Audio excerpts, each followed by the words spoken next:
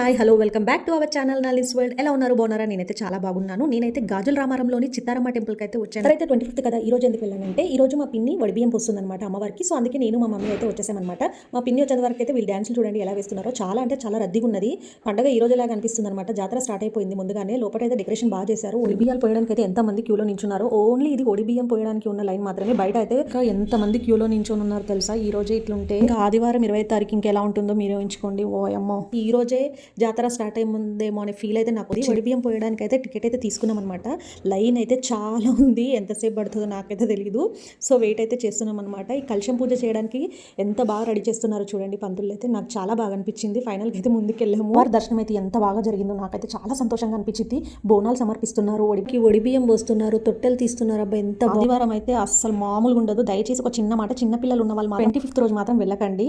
After 2 days లేకపోతే 1 day తర్వాత వెళ్ళండి ప్లీజ్. ఈ చిత్తారమ్మ తల్లి యొక్క అనుగ్రహం ప్రతి ఒక్కరి మీద ఉండాలని మనస్ఫూర్తిగా కోరుకుంటున్నాను. Thanks for watching. బాయ్.